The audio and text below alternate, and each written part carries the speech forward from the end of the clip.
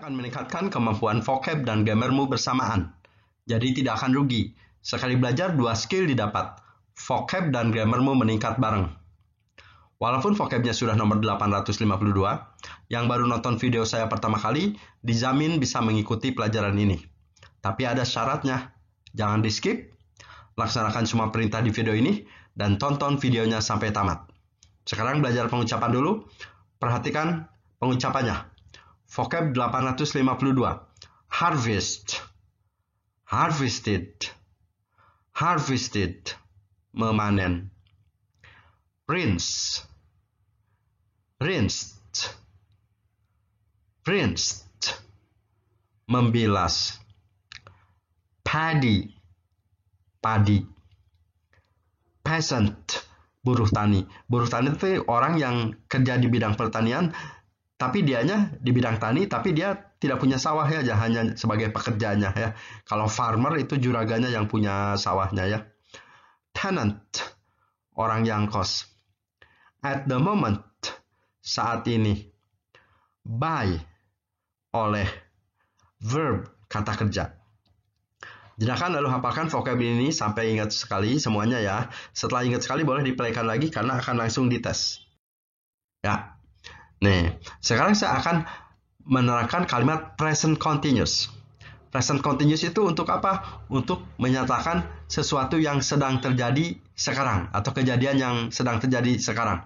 Tapi yang saya akan ajarkan adalah kalimat negatif. Jadi, untuk sesuatu yang tidak sedang terjadi sekarang, gitu ya. Yang saya ajarkan langsung dua jenis, yaitu kalimat aktif yang rumus D. Kalimat aktif adalah kalimat yang mengandung kata kerja me atau ber, misalkan membilas, berlari. Dan kalimat pasif, yaitu rumus E. Kalimat pasif adalah kalimat yang mengandung kata kerja berawalan di atau ter, misalkan dibilas, terbilas, gitu ya.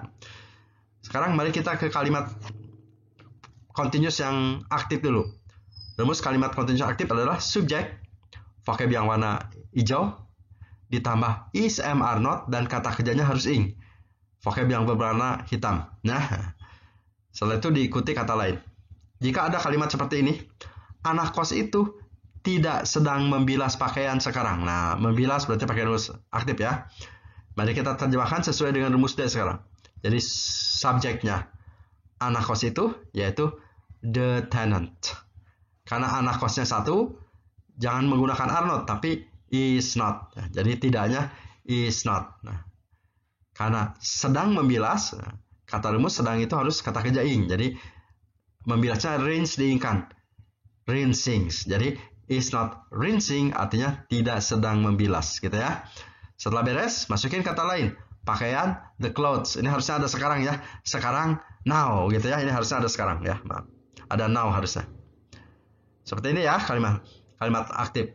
Nah, pada umumnya kalimat aktif bisa diubah menjadi kalimat pasif. Jadi dari me menjadi di. Ya, jadi dari sedang dibilas jadi dari sedang membilas menjadi sedang dibilas ya. Maka kita rubah ke kalimat pasif. Rumusnya juga kalimat pasif adalah seperti ini, baru ya. Rumusnya subjek, vocab yang warna hijau, is, am, are not. Nah, kalau pasif harus ada pakai being. Jadi is, am, are not being. Nah, setelah being kata kerjanya harus ketiga. Kata kerjanya harus ketiga ya. Vocab yang berwarna hitam. Setelah itu diikuti kata lain, vocab yang berwarna hijau di belakang. Mari kita terjemahkan. Karena ini kalimat pasif sedang dibilas harus pakai rumus ini ya, ada sedangnya. Terus negatif tidak. Jadi subjeknya yaitu pakaian, the clothes. Nah, clothes itu kan ada s-nya, dianggapnya jamak. Jadi jangan pakai is not tapi are not. Jadi tidaknya are not. Nah, kalau pasif sedang itu harus pakai being dulu. Jadi sedangnya being. Nah, dibilas karena pasif harus kata kerja ketiga. Jadi rinse, rinsed, rinsed. Nah, ini rinsed yang ketiga ya. Jadi are not being rinsed artinya tidak sedang dibilas gitu ya. Nah, setelah beres masukin aja kata lain. Oleh, by, anak kos, the tenant. Ini harusnya ada sekarang ya. Sekarang, now. Ini maaf kurang sekarang ya. Nah, gitu ya. Sekarang pelajari ini sekali lagi dalam hati, dibaca dalam hati, dipelajari sendiri sampai mengerti sekali. Setelah mengerti sekali, lalu hafalkan dua rumus ini, yang aktif dan yang pasif ya. Karena nanti akan saya tanya langsung. Soalnya seperti ini. Sebutkan rumus kalimat pasif. Inggris Maniak jawab subject, is, am, are not, ditambah being, ditambah verb 3. Nah, kita harus hafal ya. Sekarang jadikan pelajari sendiri sekali lagi. Setelah mengerti, hafalkan dulu rumusnya. Setelah hafalkan rumus, baru dilanjutkan. Ya, jadikan sekarang. Ya, kalau sudah tadi dijelakan, dipelajari dan dihafalkan rumusnya, sekarang dites ya. Harus benar hafal rumus ya. Kalau hafal rumus, akan lebih mudah mengerti menjawab latihan-latihan yang akan diberikan di video ini segera ya. Yo, sebutkan rumus kalimat aktif tadi, negatif present continuous. Saya sebutkan.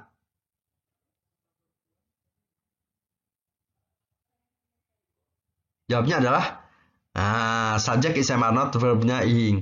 Jika jawabannya terlalu cepat datang, dijedakan ya agar lebih lambat datangnya. Sekarang sebutkan rumus kalimat pasif negatif continuous ya. Ayo sebutkan. Ya.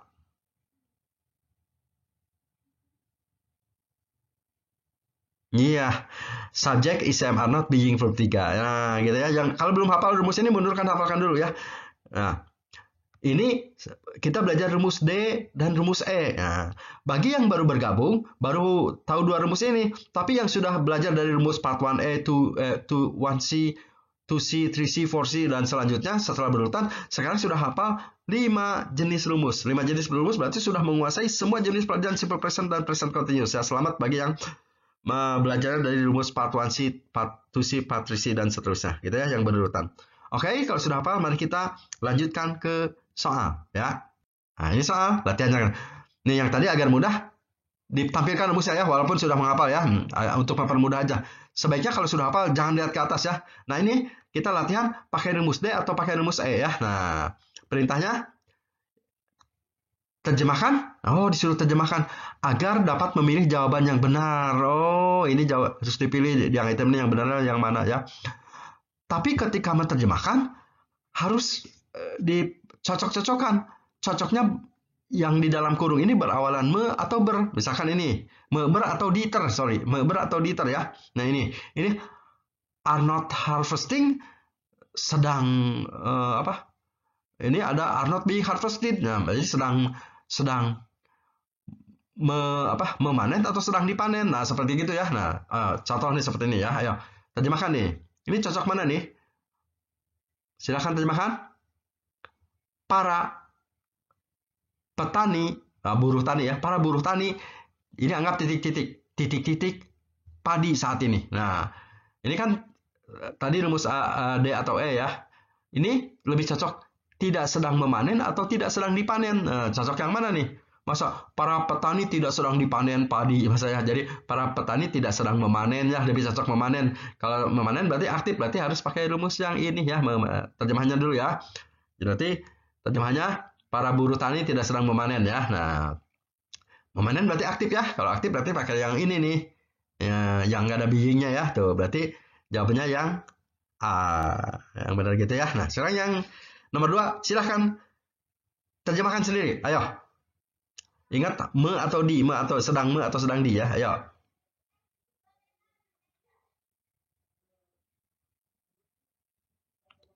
Kalau jawabannya terlalu cepat datang, dijedakan. Cocoknya adalah padi tidak sedang dipanen. Dipanen tuh yang ini jadi yang ada beingnya tuh kan di. Jadi yang benar ya ini is not being harvested. Nah gitu ya. Seperti ini ya. Nah, sekarang ke soal berikutnya. Ya. Oh, sekarang soalnya dari bahasa Indonesia harus diterjemahkan ke dalam bahasa Inggris. Tapi latihan aktif dan pasif yang tadi ya. Nih, terjemahkan ke dalam kalimat bahasa Inggris dengan grammar yang benar. Grammarnya harus benar ya. Nih, tapi kita cek dulu. Buruh tani dari P masih ingat? Peasant. Memanen dari H, harvest. Padi dari P, padi. Tetapnya saat ini at the moment. Ya. Kita lihat penentu rumus aktif atau pasif ini. Yang ini.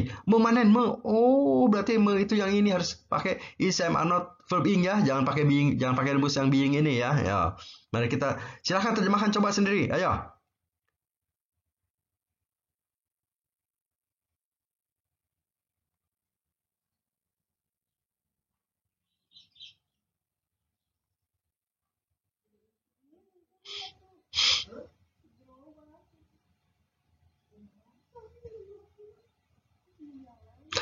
Jika jawabannya tahu cepat datang, dijedakan.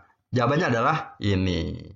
The peasant are not harvesting. Pasif tuh. Sesuai ya. Tuh. Subjeknya the peasant. Setelah itu is are not. Kata kerjanya ing. Memanennya harvesting. Nah gitu ya.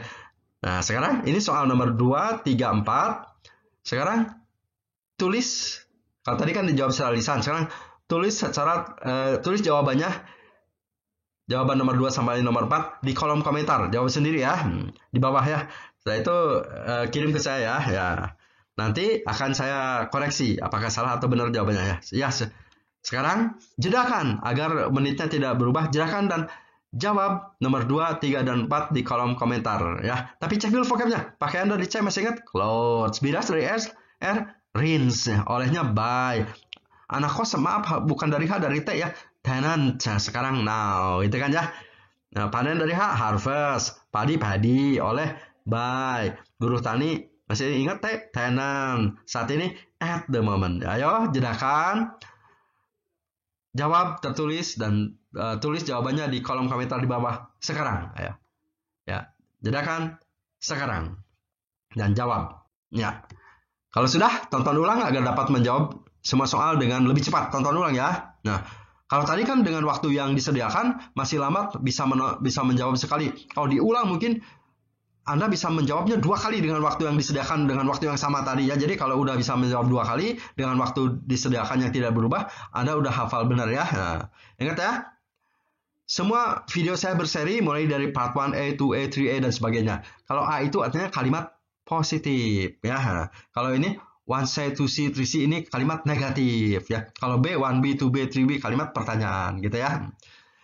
Tapi sebelum kan ini video saya berseri, ini video 6C. Sebelum menonton video 7C, Anda harus mengerti dulu apa verb itu, apa adjective, apa noun ya.